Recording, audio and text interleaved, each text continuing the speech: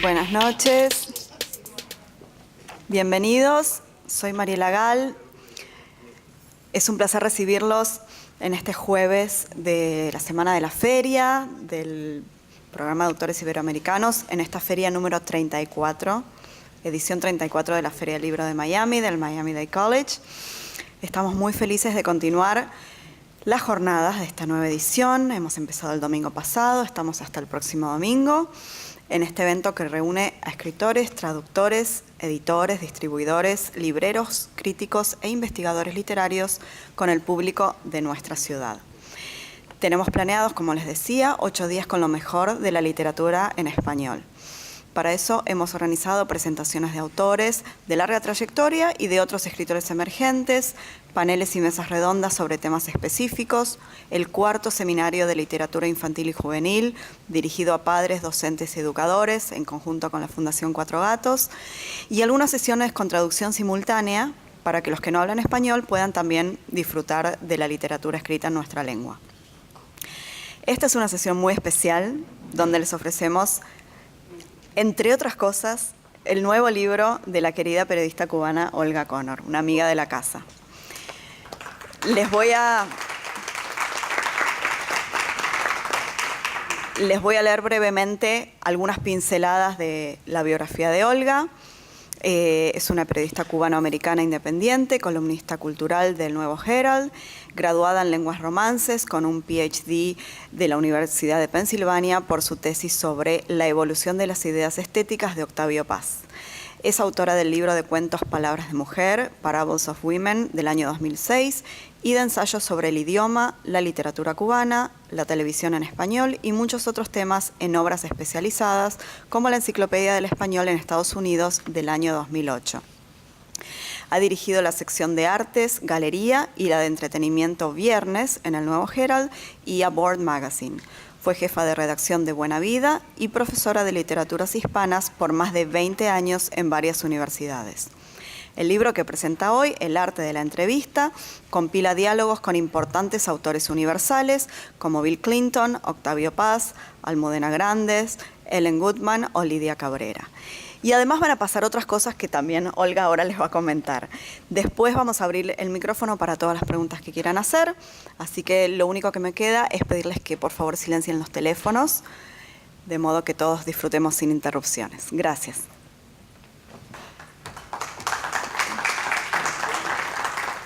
Bueno, este es el libro,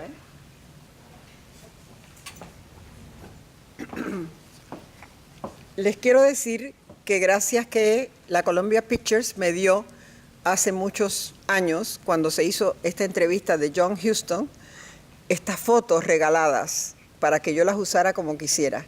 Y como eso fue en el año 81, yo aproveché y me puse en la portada, ¿no? Entrevistando nada menos que a John Huston.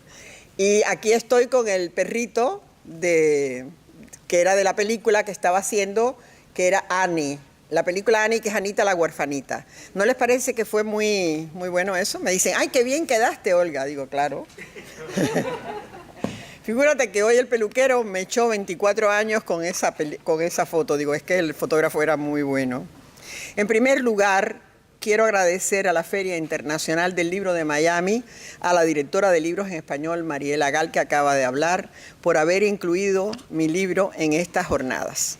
En segundo lugar, a mi editor Modesto Arocha, que está por ahí, que me ha hecho un libro precioso, y a mi amiga Aleida Garrido por haberlo revisado antes de su publicación. Agradezco también a los fotógrafos que contribuyeron a las ilustraciones, los de la Columbia Pictures, Pedrito Portal y Roberto Coltún, porque dentro hay fotos que escogí de que estoy con Yevtushenko. Esa es de Roberto Coltún, que fue hasta Pompano Beach para retratarnos frente al mar.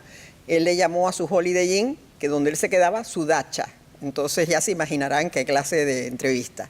Y la otra, las de Pedro Portal, él me las hizo en mi casa y en otros sitios, y son con Aponte, con uno de mis entrevistados, que aparece aquí, y la otra fue con Gonzalo Rojas, que estábamos sentados en la escalera de mi casa. Entonces, también le agradezco a los entrevistados que me abrieron sus corazones y mentes por un tiempo de sus vidas para entregarse al público a través de mis escritos. Quiero excusarme con los muchos autores y creadores cuyas entrevistas quedaron para próximos libros, inclusive muchos que hubieran sido parte memorable en las divisiones que tengo en este volumen y que me exige publicar una segunda parte. Este está dividido en Norteamérica para personas de este país y Canadá, que incluyen Andy García y Emilio Estefan, porque yo creo que ellos son más americanos ya que cubanos.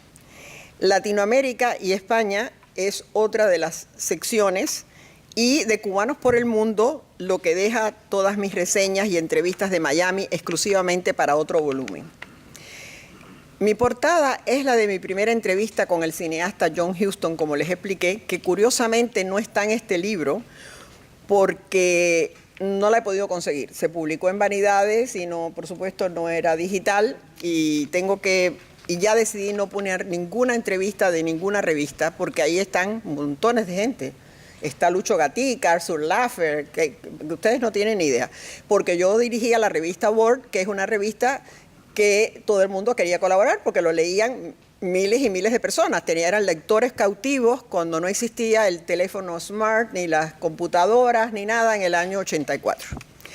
Entonces, me costó mucho trabajo hablar con Huston de tú a tú, y causó una conmoción entre los 11 periodistas invitados a las mayores publicaciones en el mundo, desde Sudáfrica a Inglaterra y desde la India hasta Argentina. Y la razón es que se suponía que solo fuéramos a su conferencia de prensa, pero yo me escabullí, me senté allí y le hice la entrevista. Pero luego cometí el grave error de compartirlo con mis colegas, porque era mi primera entrevista y como novata, ellos agarraron aquello y lo publicaron al otro día en los periódicos de todo el mundo. Aló, aló, me quedé yo sin la entrevista exclusiva que yo me había conseguido. Y eso me dio una lección tremenda que nunca más me olvidé. Y yo no solo los ayudaba, sino que además ellos no hablaban bien el inglés. Y la Columbia Pictures me convirtió en una PR para ayudarlos con toda esta gente que no se sabían entender con ellos. Bueno, después, claro, yo seguí siendo profesora, y traté de ser profesora y seguir como periodista, pero ustedes no saben. A mí me fascinó mucho eso de que yo me podía acercar a John Huston y hablar con él y preguntarle lo que me diera la gana, y de todos los otros que siguieron después. Así que uno conoce a la gente más importante del planeta y se atreve a retarles, porque yo he retado a todo el mundo.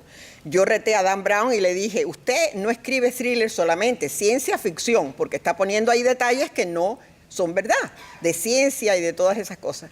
Y él trató de defenderse, está en la entrevista de Dan Brown que está en el libro. Luego, uno tiene que transmitirles al público con mucha cautela de no traicionarlos a los personajes entrevistados, pero tampoco traicionarse a uno mismo. Crea una sensación de transmisión privilegiada. Y hay muchas cosas que quedan en el tintero o en la computadora, y algunas las he revelado en mi introducción.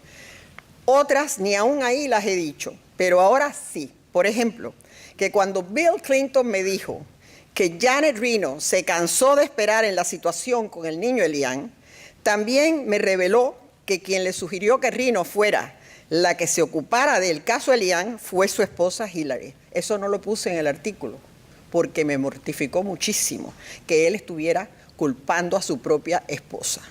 Y me impactó también.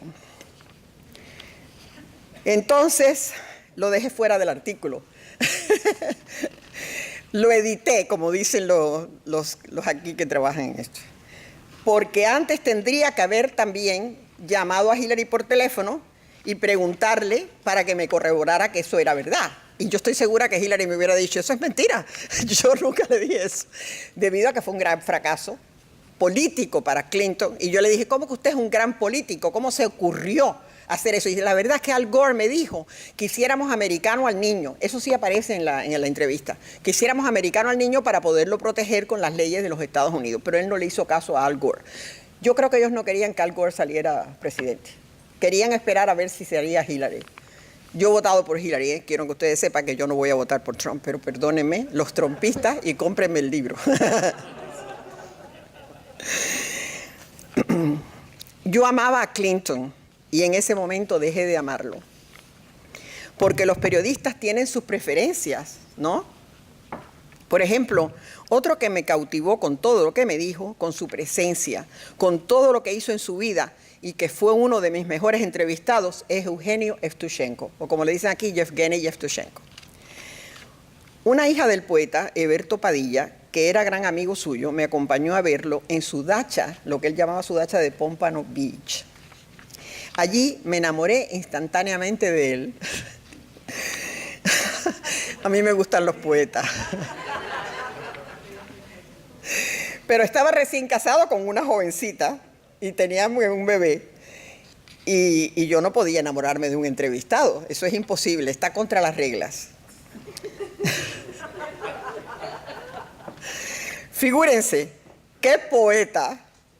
Él es el que dijo, y está citado en Wikipedia, la poesía es como un pájaro. Figúrense, ignora todas las fronteras. La poesía es como un pájaro, ignora todas las fronteras. A mí eso me deleitó. Y que la autobiografía de un poeta es su poesía, todo lo demás es una nota al pie de página. Y lo que sucede, o lo que acababa de suceder, era el cese de la Unión Soviética y todo lo de la perestroika y el glasnost, todo eso. Y él me habla de Khrushchev y de Gorbachev. Bueno, era estar en la luna y el paraíso a la vez. Yo estaba escribiendo historia. Otro suceso interesante, todo eso está en el libro, para que lo sepan. Otro suceso interesante fue que la entrevista era exclusiva conmigo solamente, por lo que The Miami Herald tuvo que publicarlo en traducción, que yo hice, y que fue editado por Elisa Banaber. Y no le dieron capital importancia, porque se les ocurrió ese mismo día poner al doctor Benjamin Spock, que fue el gurú de las madres, no solo en Norteamérica, sino en el mundo entero, para desgracia de nosotras las madres, que lo le usamos en nuestra crianza de nuestros hijos. Eso lo estoy diciendo en contra del doctor Spock y que hayan decidido que valía más que Yevtushenko, un hombre que ayudó tanto con la liberación de la Unión Soviética. Bueno, shame on shame, como dicen en Juego de Tronos. Shame, shame, Juego de Tronos. Yevtushenko era un héroe del mundo y Spock un gracioso, que decía que había que dejar llorar a los niños para que no fueran malcriados, cuando que a los niños lo que hay es que abrazarlos. Y ahí está Yevtushenko conmigo en la foto dentro del libro, ¿ven? Un gran ruso, autor de Yo soy Cuba junto con Enrique Pineda Barnet, que es otro entrevistado dentro del libro, en una época en que en Miami no se entrevistaba a nadie que regresara a Cuba, 1990. A menos que fue... Después vino Alejandro Ríos a entrevistar a mucha gente que se iba para Cuba. A menos que fuera un disidente y pudiera regresar. Ya hablaremos más de él luego, porque aquí está el libro de él también. Entonces, mi gran héroe, Yevtushenko, no deja atrás a otro héroe de las letras, y ese héroe fue Octavio Paz, el objeto de mi tesis para obtener el PhD en la Universidad de Pensilvania. Yo sabía que venía a Miami con otros 2 premios Nobel, que eran Czeslaw Milosz, que no sé cómo pronunciarlo bien, y Derek Walcott, que es el caribeño. Y estaba muy interesada en entrevistarlo, pero Bárbara Gutiérrez era la directora y me dijo que no, que Oppenheimer lo iba a entrevistar. Ustedes saben que Oppenheimer tiene el número 1 y yo sentí que mala pata. Pero a última hora me llama Bárbara Gutiérrez y me dice, oye, Oppenheimer no quiere ir a México, tienes que ir tú. Y yo de corre a empaquetar en una maleta todos los libros de Octavio Paz y leerme mi tesis otra vez. Y vaya, ¿qué les puedo decir? Cuando llegué a México, los guardas del aeropuerto dicen, ¿qué pesa esta maleta tanto? Digo, está llena de libros de Octavio Paz. Dice, sí señora, es un honor levantarle la maleta. Bueno, desde mi graduación de 1980 a 1996, Octavio Paz publicó mucho. Entonces yo inmediatamente llegué a la Zona Rosa, a un hotel, y me fui a comprar todos los libros que yo no tenía de Octavio Paz. Y en 3 días, I did what they call in the United States, lo que llaman aquí cramming, que ya se me olvidó cómo se decía en Cuba, que es prepararse de corre-corre, ¿no? Para un examen. Y el examen era, ¿qué preguntas le hago a Octavio Paz? El único momento que tuve libre en ese fin de semana fue ir a la Basílica de la Guadalupe a rezarle, porque era Domingo de Ramos, para que me ayudara con la entrevista de Octavio Paz. Yo fui muy premiada con esa entrevista. Está en el libro completa, no solo lo que se publicó en el periódico, que fue muchísimo, porque fueron 2 días seguidos en el periódico, sino también la parte que no se publicó, que era más exquisita, más elaborada, pero de todos modos quiero agradecer que en ese momento, porque me dice Octavio Paz, pero óigame, esto no se lo van a publicar en el periódico, porque yo todo lo que le hablaba era de literatura y de estética y de filosofía y de todas esas cosas. Recuerdo que le dije, usted combina el surrealismo con el existencialismo de Heidegger y esas 2 cosas no van. Y eso es lo que yo he dicho en mi tesis. Dice, sí, ¿cómo no? Van. El surrealismo es por el amor y la libertad. Y el existencialismo es porque no existe división de la conciencia. La conciencia es una, como dice Heidegger. Eso fue lo que me contestó. Pero bueno, después le tuve que hacer preguntas de política, claro. Le dije, no se preocupe que le van a publicar todo en el periódico. Y entonces Andrés Reinaldo me toca de editor. Y yo me quedé fascinada de que a Andrés Reinaldo le gustó tanto la entrevista que empezó a dejar todo en el periódico. Y se publicó casi toda la entrevista en el periódico. Luego llegó a Miami, porque él hablaba de una manera que yo no tuve que recortar, porque él hablaba de una manera que era prácticamente ya listo para publicar. Era una cosa excepcional. Pero luego vino aquí y tuvimos un fiestón y nos fuimos para Versalles. Y yo me senté frente a él, decía unos chismes tan graciosos de toda la gente que él conocía. Y yo digo, ¿y cómo que yo no tengo ahora aquí mis 2 tape recorders, los 2 grabadoras que yo llevé para que no se me fuera ni una palabra de lo que decía? No, eso fue increíble. También le agradezco a Enrico Mario Santí y Orlando González Esteva que me recomendaron para que yo pudiera entrevistar a Paz. 2 años más tarde moriría, eso fue en el 1996. Y bueno, y la entrevista completa se publicó en Digilec, que es una revista de la Universidad de La Coruña, y está completa en el libro también. También está publicado en Ediciones Baquiana, de Maricel Mayor, y el Instituto de México, con Arturo Morel, en un libro titulado 12 años sin paz. Otras entrevistas curiosas comenzaron de modo extraño con una tirada de las cartas tarot, porque entre otras cosas yo tiro las cartas. Y en 1982 yo estaba ya trabajando en Vanidades porque me habían dado el puesto después de la entrevista con John Huston, porque mi jefa me dijo, si tú no entrevistas a John Huston, directamente no te pongo en la revista, no te doy el trabajo, así que yo no me iba a dejar. Voy a España, a una ciudad preciosa que recomiendo a todo el mundo como redactora de viajes que soy también, Pastrana, Guadalajara, en España. Es una ciudad que ya han declarado monumento nacional, histórico de eso, porque allí estuvieron la princesa de Éboli, estaba Santa Teresa de Jesús y San Juan de la Cruz, los cuales vivían bastante cerca el uno del otro, al lado del seminario. Y yo siempre dije que eso era una inspiración para esos poemas y esos libros que ellos escribían. Pero bueno, yo iba hablando de San Juan de la Cruz y alguien fue hablando de Santa Teresa. Y nos encontramos en casa del Ciriaco Morón Arroyo, que era la casa donde yo me estaba quedando con una amiga. Él era mi profesor de la Universidad de Pensilvania. Y la persona que encuentro yo allí era el dramaturgo y profesor Alfredo Rodríguez López Vázquez, que también está entrevistado en este libro 32 años más tarde, a quien le tiro las cartas tarot porque se las tiré a todo el mundo en la sesión, ¿no? Y él era el último. Pero yo se las tiraba a la gente y todo el mundo decía, ah, sí, sí, eso es verdad, eso es verdad. Yo no sé si era verdad o no, pero... Y entonces él dijo, no, a mí me las tiras por separado. El caso es que él me confesó que una de sus investigaciones era probar que el personaje del Don Juan no lo había creado Tirso de Molina. Él iba a demostrar que fue el altamente desconocido Andrés de Claramonte, actor y empresario del siglo de oro español y también autor. Yo me burlé de él diciendo, ¿y a quién le importa quién fue el autor del Don Juan?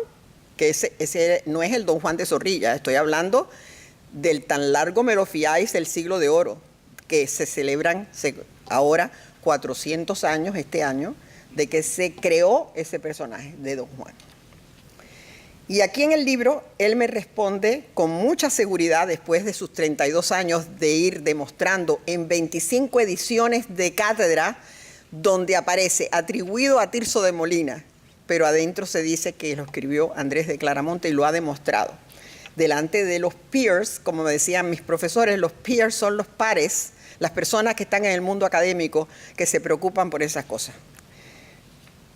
Él dice que el mito del Don Juan tiene que ver con la representación, la máscara y el engaño, no con la teología, como se ha creído por mucho tiempo. Y a esta prueba le ha dedicado toda su vida, aparte de muchos otros libros que ha editado y que ha publicado.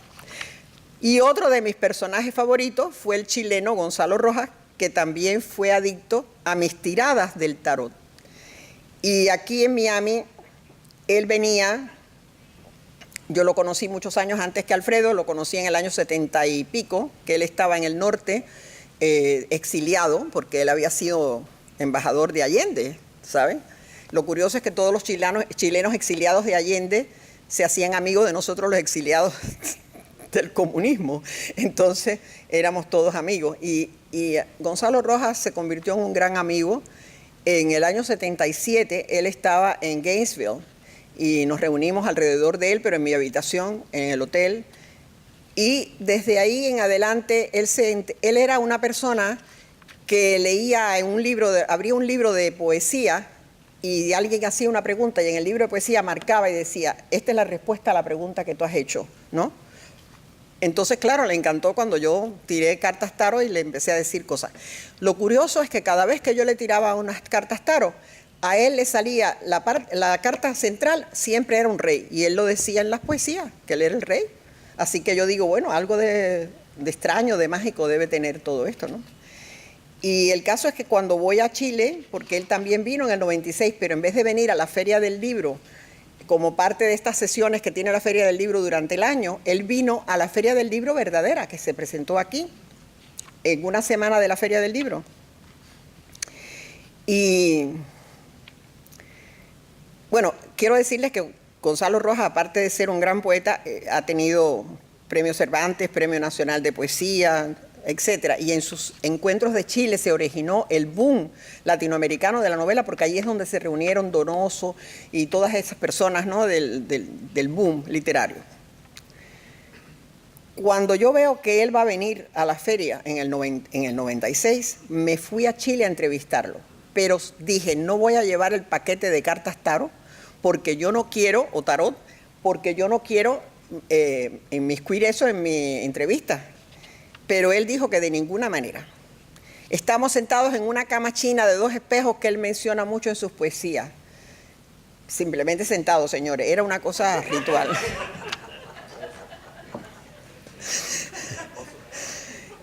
Qué bien se ve que a la gente le encanta el erotismo. Bueno, el caso es que él dice, yo no te doy la entrevista si tú no me tiras las cartas primero, porque él estaba a punto de casarse otra vez. Él había estado con una mujer llamada Mafalda y hizo un libro llamado Mafalda, que era un libro de poesía precioso, y yo no le creía que de verdad había tenido esta mujer jovencita, que tenía muchos hijos, pero la ama de llaves de su casa me dijo que sí, en Chillán. Dice, no señora, sí, esa señora estuvo aquí con sus hijos y todo, y nos tenía locos. Bueno, pero después él se enamora de una mujer poeta, cuyo nombre no quiero acordarme, en Santiago de Chile. Yo la entrevisté a ella, que nunca publiqué su entrevista, porque miren lo que sucede. Dígole, pero ¿tú estás seguro que tú te quieres casar con esta mujer? Esta mujer tiene 40 años menos que tú y además escribe poemas lesbianos. Y dice él, no me importa. Bueno, no te quiero tirar las cartas. Bueno, fui al fin a comprar una serie de paquetes de cartas tarot y al fin encontré la que me gustaba y se las tiro. Dígole, ¿tú quieres que te diga lo que dicen las cartas? Dice, sí. Bueno, salió el rey de bastos boca arriba y la reina de bastos boca abajo. Digo, sí te vas a casar, pero esta mujer te va a dar muchos problemas. Es más, yo creo que te va a abandonar. Vaya, esto es terrible. No debes casar. Bueno, no importa. No importa, yo me voy a casar con ella. Se casó, oiga, que no saben lo que pasó. Que lo abandonó la noche de boda antes de irse con él.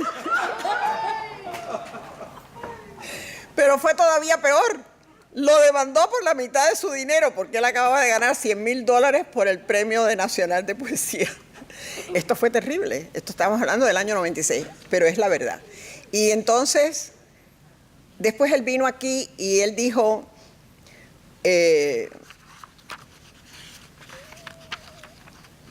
cuando estuvo aquí, él habló de cosas en la entrevista sobre Fidel Castro que después yo las puse en el periódico y él le molestó.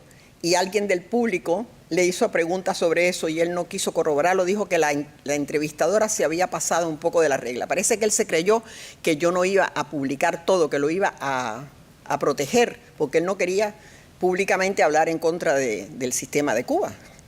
Y yo entonces me tuve que poner de pie y decirle, sabes muy bien que tu entrevista está grabada y yo tengo derecho a mi credibilidad.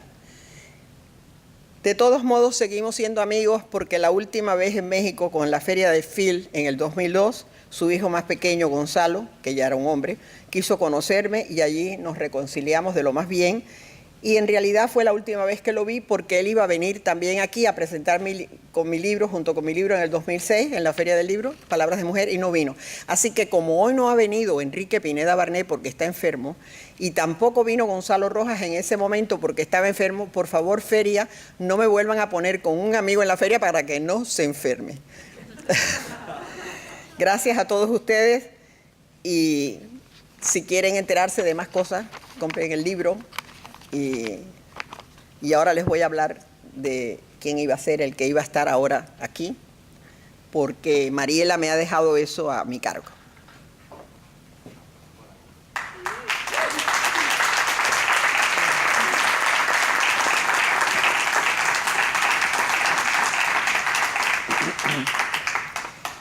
Esta es una revista que se llama, de la Fundación Apogeo, que se llama Caritate, que esta vez tiene a Lázaro Horta en la portada, y Baltasar Martín, que la dirige, me ha prestado para que les muestre que aquí está Enrique Pineda Barnet, que acaba de recibir en La Habana la Orden de Caballero de las Artes y las Letras de Francia. Entonces, Enrique es también premio nacional, cineasta escogido, en fin, muchas cosas, tiene muchos premios, pero lo que vamos a presentar hoy tuvo un premio en el año 64 de Casa de las Américas. Él me dijo quién era el autor teatral que le dijo que no había papel para publicarle la obra, pero yo no lo voy a decir hoy aquí hasta que él me dé permiso. Y ese libro es, ay, alcánzame el libro, El juicio de la Quimbumbia. Y lo que sucede con el juicio de la Quimbumbia y por qué yo me interesé en él es que él me llamaba Olimpia. Nosotros nos encontramos otra vez en el año 90, que él vino por La Bella de la Alhambra. La Bella de la Alhambra es una película que fue candidata al Oscar y que recibió el Goya en España, y eso ha sido, vaya, es suficiente que una persona tenga una obra así como para seguir toda la vida. Antes de seguir, quiero decirle que aquí está uno de mis entrevistados también, Matías Montes Huidobro, que jamás en su vida escribía, yo creía que escribía de cosas yoruba, ¿no? Y de eso es por lo que yo lo entrevisto a él en esta que sale aquí. Y lo que es interesante es que hay 3 personas hablando de cosas yoruba en el libro, que están Lidia Cabrera, ¿no? Y la otra es Natalia Bolívar de Cuba. ¿Qué te parece? Y él, en vez de ser Fernando Ortiz, que fue mi profesor, o de ser, ¿verdad? O Mercedes Sandoval, a quien también he entrevistado, pero va en otro libro, pues ha sido él. Bueno, pues entonces, esto, porque al hablar de la quimbumbia me recuerda a las cosas cubanas, porque la quimbumbia es un juego cubano que nadie, yo no lo entiendo mucho, pero alguien quizás después lo podrá decir como es. Es un juego raro que parece el béisbol, ¿no? Con una... Es un palito con 2 puntas que se le da como un palo, salta y se batea. Quien nos va a sustituir a Enrique van a ser estos actores maravillosos. De izquierda a derecha, Carlos Caballero, Gretel Trujillo y Gilberto Gutiérrez. Y Gilberto va a leerles un poco las acotaciones y ellos dos van a hacer el papel de la Olimpia a la que yo me estaba refiriendo.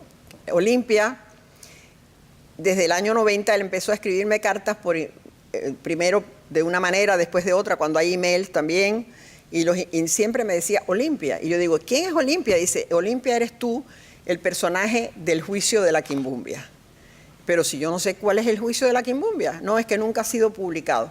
Bueno, finalmente me decidí a publicarlo este año con Modesto Arocha en Alexandria Library. Y entonces él mandó esta portada, que son los cuervos de Posada, y la persona, fuimos a La Habana y presentamos el libro en La Habana, y él está en un vídeo que lo vamos a poner, y tengo que apurarme porque si no, no sale el vídeo. Y entonces, el juicio de la Quimbumbia lo presentó también Jorge Espinosa Mendoza. Y para que tengan una idea, les voy a resumir un poco lo que él cuenta aquí para que ellos puedan entrar en función. Y es que es una obra que es una revuelta, un desacato que sucede en la arena pública mediante la reconstrucción de ese hecho desde las estructuras de un juicio que se descompone una y otra vez. Discute la autoridad, reírse inclusive de ella, exponer el lado ridículo del poder, que es lo que arma y desarma constantemente la idea del juicio de la Quimbumbia. Un hombre al que veremos mediante diversas variaciones de su posible personalidad, Máximo, multiplicado en Máximo niño, Máximo obrero, Máximo poeta, Máximo campesino, Máximo policía, Máximo estudiante, Máximo hombre, es el causante del desorden. Entonces aquí Máximo es caballero que va a hacer el papel de Máximo poeta.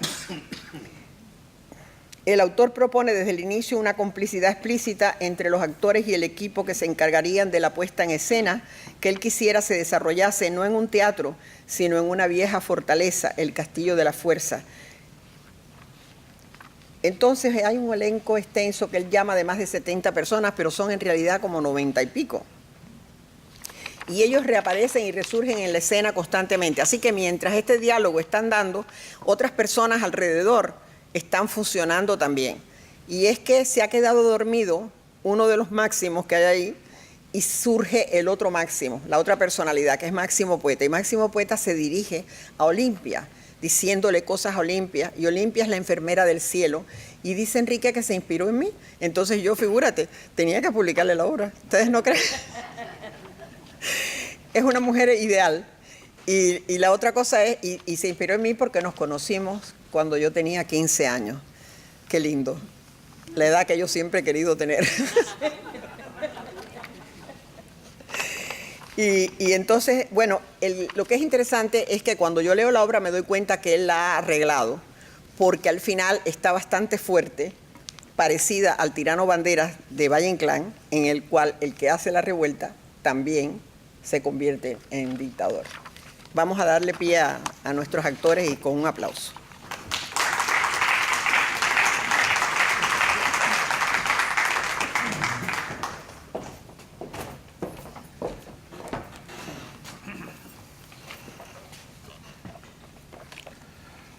Bien. Comienza a escucharse una fuga de Bach. El estudiante duerme y sueña, mientras el fiscal hace grandes esfuerzos por despertarlo. La luz comienza a descender. Sobre el hospital una suave luz azul se va haciendo intensa. Sueño de Máximo. Varias nubes de cartón se sostienen suspendidas a diferentes alturas. Bajo una de ellas se define claramente una de las camas vacías. Por el aire desciende Olimpia, adolescente, ligera y fina como la brisa. Es la doble de la muchacha, bellísima en blanco. Viste de amarillo. Tiene la piel como de melocotón. Música. Viene sentada ante una mesita de secretaria del hospital recortada en cartón amarillo. Está tomando notas con un lapicero imaginario en una hoja clínica real. Todo recuerda a un cuadro de Chagall. Movido por el imán de todo ello, Máximo Poeta se levanta y avanza hipnotizado hacia allí, penetrando en el sueño de Máximo Estudiante. Simultáneo al sueño, en la sala, el fiscal y los demás continúan. El fiscal trata de despertar al Máximo Estudiante. Máximo hombre, al ver aparecer a Olimpia, se sobresalta fascinado. Violines. ¿Quién es usted? Me llamo Máximo, soy el dueño de todas las cabezas. ¿Qué es lo que viene a hacer al cielo? Vengo a estarme unos días hasta que recobre el conocimiento. ¿Y por qué perdió el conocimiento?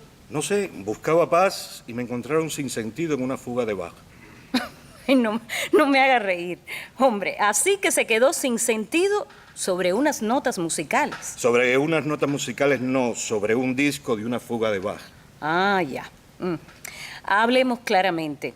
Me gusta hablar claramente. Creo que perdí el sentido porque me quedé sin violín. ¿Y usted es violinista? No, soy amante. Mi amada ha querido que la llame violín. No nos entendemos. Claro, en el cielo nada puede ser lógico. ¿Qué cosa? Todo, usted, yo, todo esto, ilógico. Debe acostumbrarse. ¿Para qué si solo voy a estar hasta que recobre el sentido? ¿Y si no lo recobra? Me voy al diablo. Dios le guarde, no repita ese nombre. Lo digo, al diablo. Le ordeno que se precipite sobre la tierra. Ahora, señor Máximo. ¡Máximo! Ay, le he perdonado, ya. Pero no repita esa palabra. Excúseme. Está muy bien. Bien, pero sigamos el interrogatorio. ¿Y para qué? Aquí para preguntar estoy yo. Máximo Poeta suspira. Cae una fina lluvia de estrellitas de papel plateado. Máximo Poeta se fascina al verlas. Nunca pensé que las estrellas del cielo fueran realmente de papel de envolver chocolates. Si no responde a mis preguntas, no podrá ingresar. Bien, perdí el conocimiento en una sala de justicia. Escuchaba una fuga de Bach en mi tocadiscos. Su tocadiscos en una sala de justicia. ¿Sabe usted lo que es un tocadiscos? Ajá. Aquí estamos enterados de todo. Él está enterado de todo. Pues a veces lo disimulan. Pues bien, decía, mi amada había partido. Habíamos decidido separarnos para soñar el uno con el otro. ¿Por qué? ¿Por qué? Pues bien, yo me quedé muy triste. Me metí en un rollo en una calle, me juzgaron en la sala de justicia, me puse a oír la fuga de Bach y perdí el conocimiento. Prosiga. No, porque tengo miedo a decir palabras que puedan precipitarme a la tierra. No hay problemas. Prosiga. ¿Quién es Violín? La mujer más completa de la tierra. Pero no es completa. ¿Usted la conoce? No, es que no hay mujeres completas. ¿Usted es mujer? Pero tampoco hay hombres completos. Ah, Mire, la palabra correcta no es completo, puesto que lo que está tiene cuanto debía tener. Luego entonces es completo. Un hombre sin un ojo es un hombre completo, es decir, le correspondía ser un hombre completo de un solo ojo. Un hombre o por ejemplo, una flor. sospecho. ¿De mí? Sí. Con todo eso usted quiere esconder algo. Mire, prosiga, no divaguemos. Pues Violín es la mujer menos imperfecta. ¿Estamos? Yo no tengo que estar en nada. Continúe. Una vez cuando yo estaba más desolado, ¿conoce usted la soledad? Pues entonces fue que ella apareció. Había momentos en que Violín hablaba y a mí me parecía que yo le dictaba aquello. Jugábamos a no querer y después sucedía todo. Olimpia se cubre los ojos y llora. Máximo Poeta también comienza a llorar. ¿Por qué llora, señorita enfermera? Vamos, no hablemos más de eso. ¿Puedo ingresar? Olimpia, en silencio, lo toma por una mano y lo acuesta en la única cama vacía. Surge una música que suspende las cosas en el aire. Un ángel de cartón, como de cal, pasa volando con un ramillete de flores blancas. Un borrico de fieltro violeta cruza el aire tocando una lira. Un trapecista antiguo atraviesa la escena saltando por un aro de oro. Cruza la gitana, ciega, con un candelabro de cartón amarillo, para alumbrarse el camino.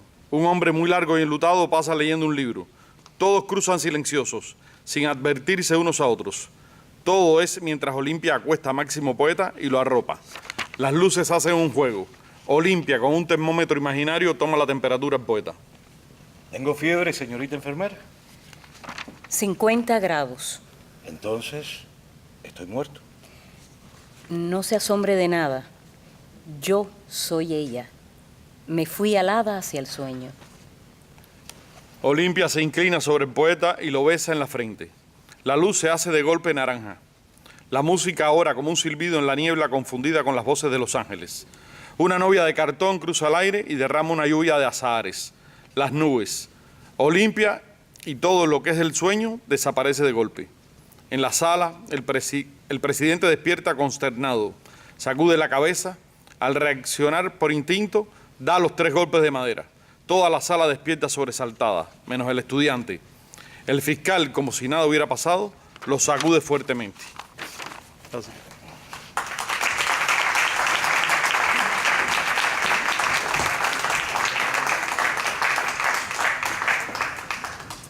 Y este es el vídeo de la sala Fresa y Chocolate del ICAIC, donde Enrique habló de su libro. Y ahí me verán también si acaso alcanza el tiempo para mostrarlo todo.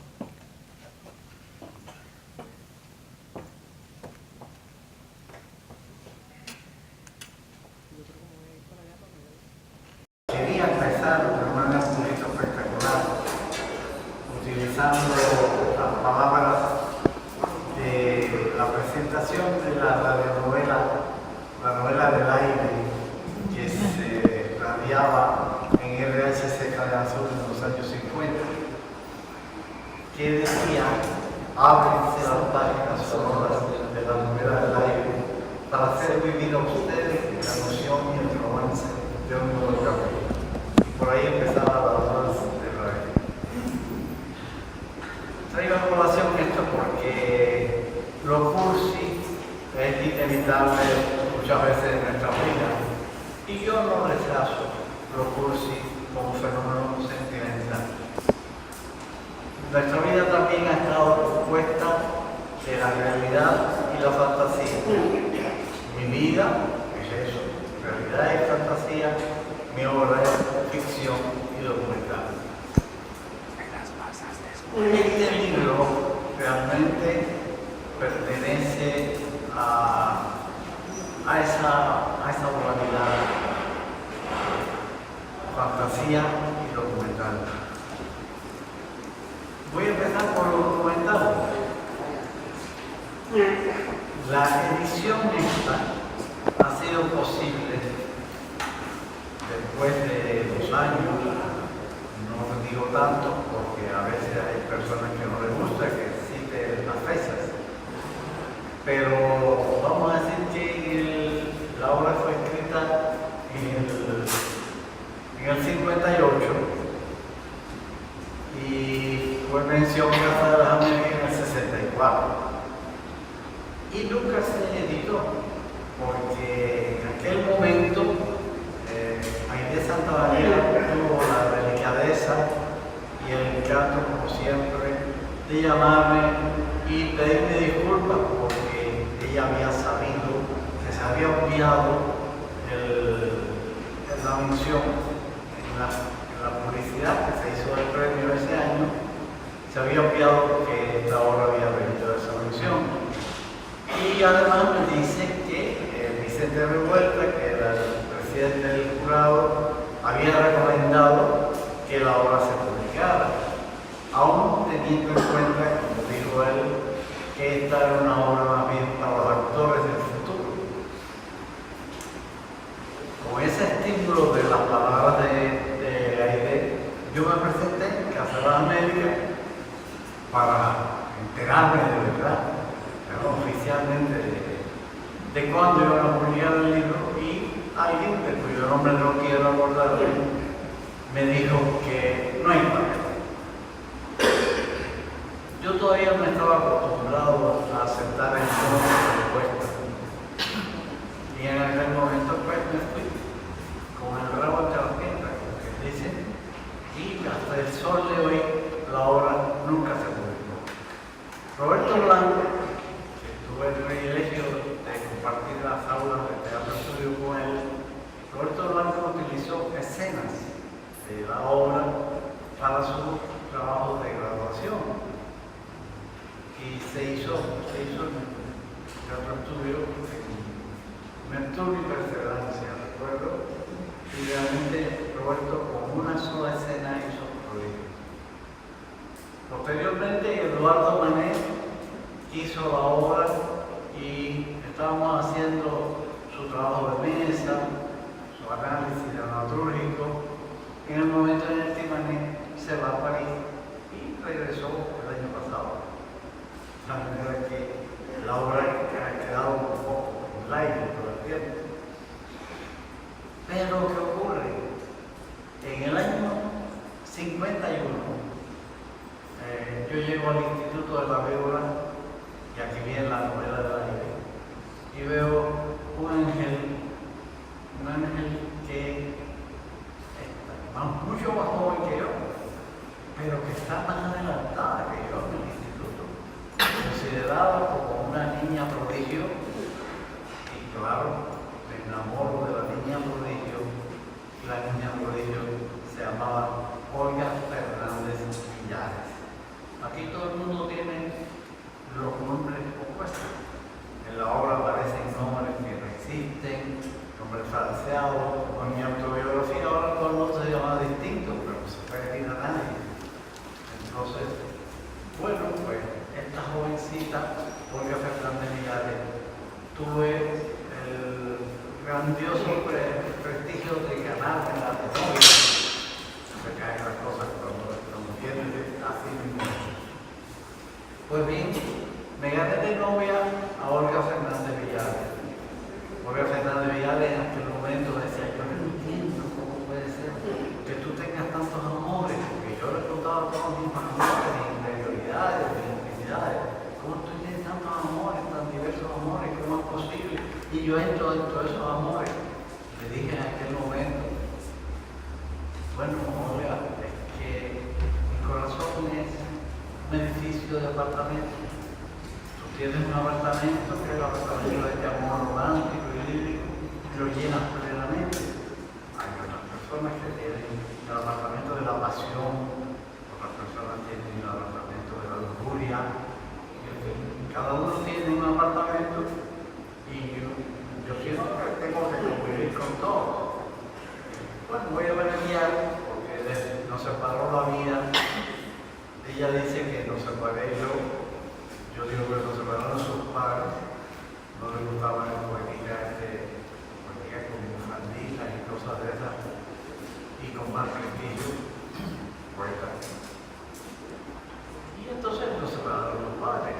Ella dice que no, pero nos separé yo, que yo le dije, mira al lado del profesor, un profesor que podía ser nuestro abuelo, o su padre, o bueno. Nos quitó, nos separó. Se la llevó, y la vi partir, y me quedé desgarrado. Y 50 años después nos volvimos a encontrar en Miami. Y yo no me llamaba ya Enrique Padre, me llamaba Enrique Pinheiro Arne. Ella no se llamaba ya más Olga Fernández Villares, se llamaba Olga Colón. Pues, y los personajes también se llaman distintos.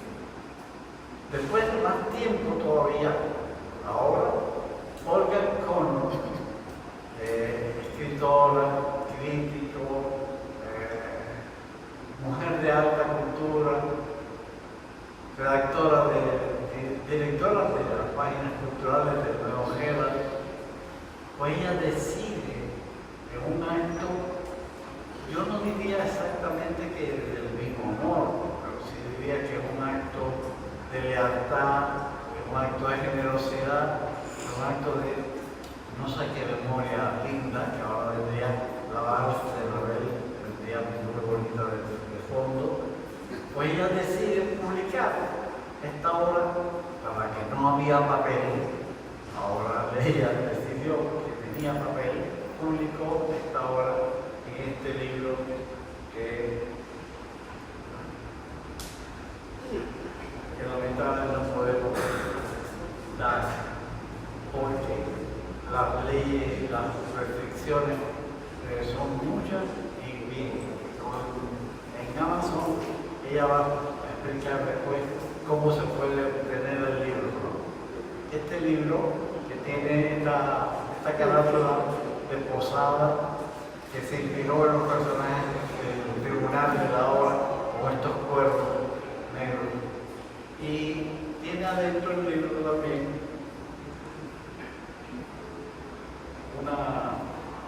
una foto del aspecto documental de esta historia de amor. Esto es estos dos adolescentes en el Instituto de la Memoria de 1951. Entonces, bueno, hasta aquí el chisme. Realmente, el chisme podía decir para quejarme de la leyes y demás, pero eso que se usa tanto, ¿no? Pero no tengo ganas, me parece que hay un lugar, yo no voy a cambiar las leyes. La edad del perdido de dificultad para entrar en libros, si no se puede más de 20, si no se puede más de 50, en fin, podrían ser centenares y me gustaría que todo el mundo tuviera su libro. Pero bueno, aquí tengo el placer de presentarte a Olga Fernández Villares. Olga, ¿cómo no?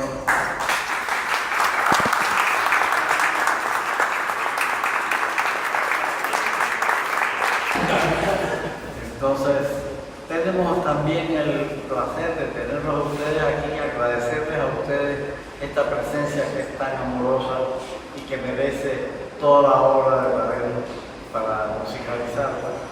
Y bueno, pues darles a ustedes las gracias por estar aquí.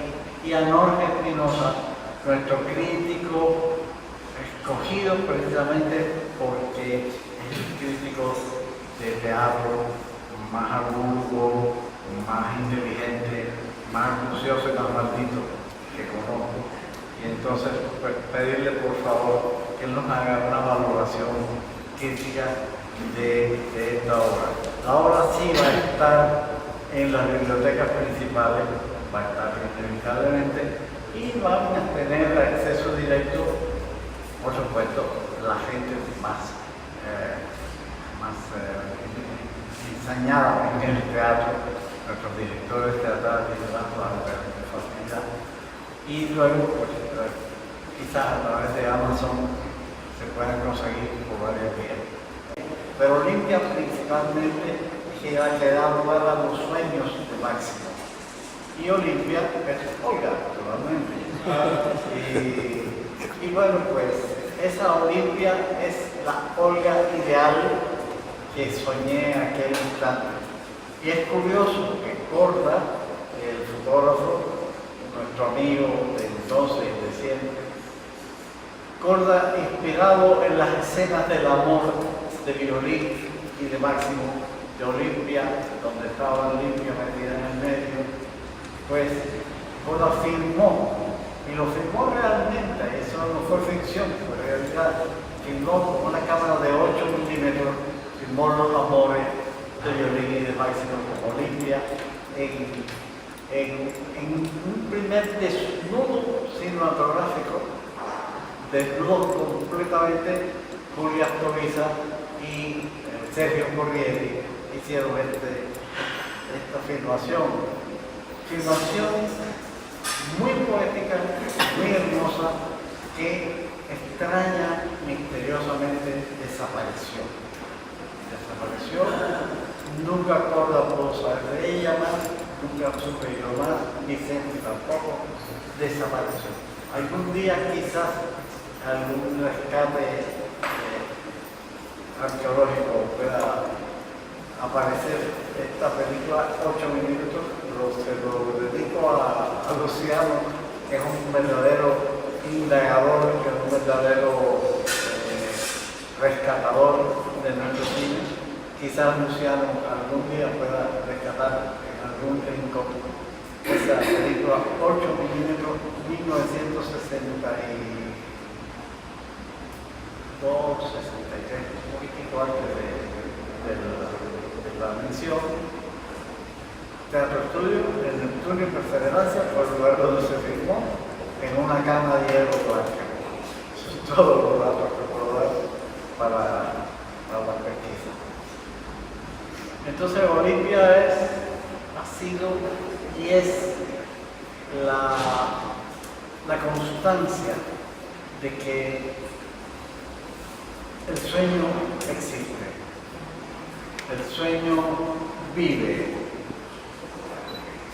que yo ahora viene, la verdad viene muy fuerte ahora, que yo te haya amado no quiere decir que te haya dejado de amar, que estés aquí no quiere decir que no seas un sueño, una ilusión. Sigue siendo el sueño, la ilusión, la vida, porque el amor existe y se transforma también y cambia de apartamento y este edificio está loco. Este edificio es un edificio totalmente que está entre Chagall y Dalí. Se vuelve loco, se trastornan los apartamentos, entran unos en los otros, lo invaden todo, se quitan los sombreros, se tiran del piso, vuelan en burros, montados en burros de fieltro, en fin, son violines que cantan por el viento. Sigue siendo Olimpia, sigue siendo Olga Fernández Vidal.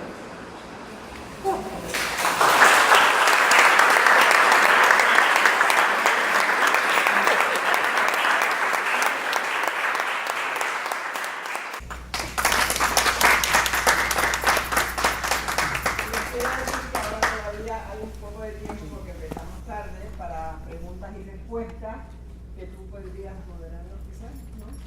Como quieras. Sí. Siempre dejamos un espacio para preguntas y respuestas. Creo que después de una presentación tan amena como la de Olga, todos tendrán muchas preguntas para hacerles. Disponemos de unos 5 o 10 minutos. Sí. No, 10 minutos. Empezamos tarde, le pedimos a la mesa que sí. Si ustedes me oyen bien, lo que tengo que contar es que empezamos tarde y ya después le continuamos a las 8 y cuando termine 5 o 10 minutos podemos hacer. Muy bien. Muy bien.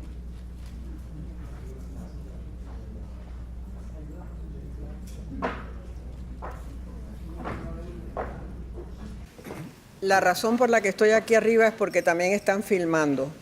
Pero si quieren hacer preguntas por el micrófono, ¿tú tienes allí puesto también? No importa, pero lo puedes recoger. Muy bien.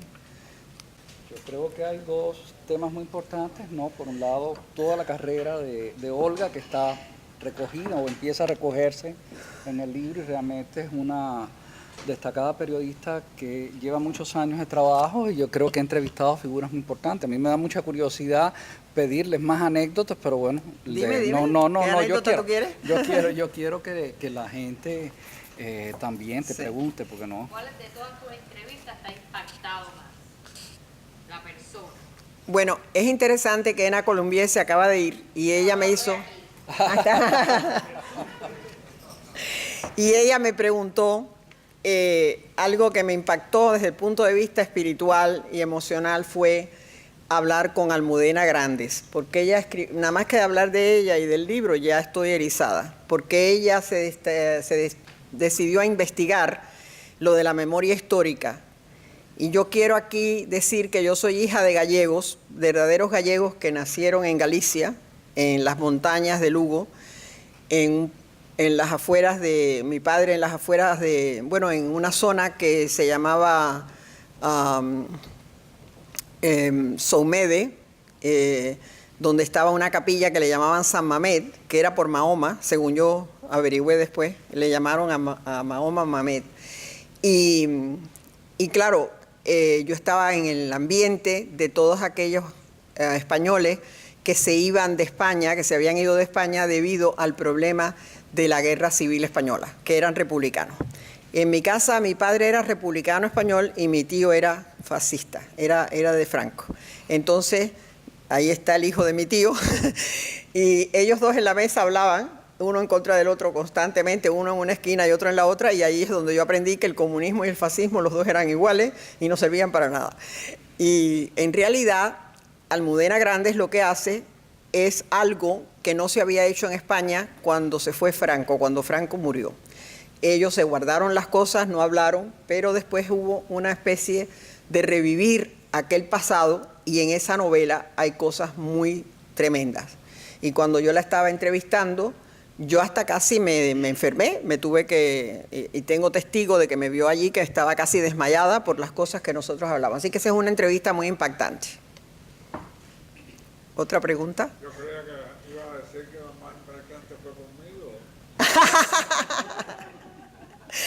Bueno, Matías tiene mucho de qué hablar, porque Matías siempre tiene mucho que... Estuvimos juntos en Pastrana. ¿Cómo? Estuvimos juntos en Pastrana. Así mismo. Eso me dijo Alfredo. Dice Alfredo, ¿tú no te acuerdas de que Matías ya estaba en Pastrana? Porque yo conocí a Matías en momentos muy importantes de mi vida. En el 75, que era donde estaba José Emilio Pacheco, y después en el 82, que era donde estaba Alfredo. ¿Por qué tú no haces esas anécdotas un día para que nos vamos las puedes meter en un libro? Oye, que también yo estuve en Pastrana en esa gran reunión. En el 82, en lo de Santa Teresa. Fue lo del Instituto Cervantes, que fue sobre la mística española. De verdad. Pero él estaba contigo. Estuvimos en distintas sesiones, pero estábamos todos en Pastrana. Bueno, Pastrana también fue muy impactante para mí. pero en otro sentido, pero en el sentido de... Se hizo aquello en uno de los conventos donde vivió Santa Teresa. Sí, claro, claro. No, Santa Teresa vivía como en una capilla y San Juan vivía en una cueva. Entonces nosotros llevamos allí un muchacho que era profesor de Temple University o de uno de los colleges de Filadelfia. Y entonces él nos dijo, vamos a la cueva, y en la cueva había creo que muchos mosquitos o algo, y él hizo como una especie de invocación y los mosquitos desaparecieron de la cueva. Así que tuvimos muchas experiencias místicas en ese lugar. Pero la cueva estaba a muy pocos pasos de la capilla donde estaba Santa Teresa y era un poco extraño. Pero ahí no hubo entrevistas así periodísticas en el año 82. Yo iba a presentar una cosa académica. ¿Alguna otra pregunta? Sí, A ver. yo le quería preguntar, tu libro es El arte de la entrevista. Bueno, defininos en breves palabras cuál es el arte de una entrevista. Bueno, eso lo digo en la introducción. En la introducción yo digo que no tiene reglas el arte de la entrevista, pero que una de las reglas que yo siempre seguía era comenzar hablando de cosas que no fueran tan controversiales y dejar lo más controversial para el final, porque así la gente me deja hablar suficiente tiempo con ellos, ¿no? Pero después hay otras cosas que suceden, y es que yo creo que a mí me gusta más entrevistar en persona o en teléfono, pero no esas entrevistas que hay ahora de preguntas y respuestas, aunque es mucho más cómodo, pero la gente se ha acostumbrado a mandarte preguntas y tú escribes las respuestas y viceversa. Pero claro, cuando yo he estado en persona con los entrevistados, yo dejo que ellos mismos me lleven por el camino de la entrevista. Es decir, incluso si estoy en el teléfono, me dicen una cosa y eso me impulsa a otra, y me impulsa a otra. Yo creo que es una especie de talento para preguntar. Si tú eres un buen preguntador, un buen cuestionador, que te interesa a la gente, pues eso es lo que a mí me gustó. A mí lo que me gustaba era decirle a la gente cuentos de otra gente, como he hecho hoy, ¿no? Que les he contado anécdotas, porque es que son tantas las cosas que han pasado en todas esas entrevistas, que en realidad tú no las puedes publicar en el periódico, que vaya, las pondré en mis memorias, ¿no? Eso son las memorias que todo el mundo debe leer. Sí. Y Luis, ¿tú tienes algo que decir? Quiero decirles que yo a Luis lo conocí en el 75 y también a Matías, y que ambos los he entrevistado. Luis también ha sido entrevistado por mí. No, había otro link, era que Barón Arroyo estaba en ese momento de visiting professor en la Universidad de Pittsburgh, o había terminado un semestre como visiting professor. Y él después nos sigue, después de esta sesión, y me quiere preguntar algo de Enrique. Alfredo te tenía una pregunta también. ¿Quién? A ver. No, la pregunta que tengo es que ese libro fuerte de Gossip, ese debe ser un libro próximo. A ver, esto no te lo oigo bien. Este libro del Gossip. Ah, de las memorias. Sí, de las memorias, es de los chicos. Sí, eso debe ser un libro formidable. Fíjate, te insto a que... Me instas a que diga las verdaderas memorias. No, y además que yo le digo a la gente hoy en día que yo he sido como Forrest Gump, si ustedes han visto la película. Porque yo he estado en momentos extraordinarios delante de gente y hablando con gente sin saber por qué pasó. Por ejemplo, a que tú no sabes que yo iba a la iglesia presbiteriana de la calle Salud en La Habana. ¿Y quién iba a esa iglesia? El esposo de una mujer que iba a esa iglesia, que era el Che Guevara. El Che Guevara iba a esa iglesia con su mujer, no porque fuera religioso, sino porque ella iba ahí. Entonces, claro, yo encontré allí al Che Guevara. Yo no he visto en persona, ni me he encontrado en persona con Fidel Castro, pero con el Che Guevara sí. Entonces, la otra cosa que pasó es que yo fui al Palacio Presidencial cuando vino la hija de José Martí a Cuba. Y estoy retratada al lado de ella y con Batista en un retrograbado del Diario de la Marina. Entonces Batista, cuando yo me iba, yo estaba con un sombrero, porque yo pensé que ir al Palacio Presidencial hay que ponerse sombrero en aquella época de los 50. Me dijo, pleased to meet you. Me habló en inglés, me considero una americana. Y como esas son anécdotas cortitas, tengo otras muchas muy largas. Bueno, gracias y esperen ahora para Luis González Cruz. Gracias. Bueno, realmente le damos las gracias a Olga, a todos sus invitados, a Gretel, a Carlos Miguel, en fin, a todos y a ustedes por estar aquí. Yo creo que podríamos hacer esta sesión interminable porque no solamente es una excelente periodista, sino una excelente conversadora, muy amena. Yo le decía ahora por allá atrás en bambalinas que realmente ella podía sostener al público aquí durante 1 o 2 horas. Realmente muchas gracias, Olga.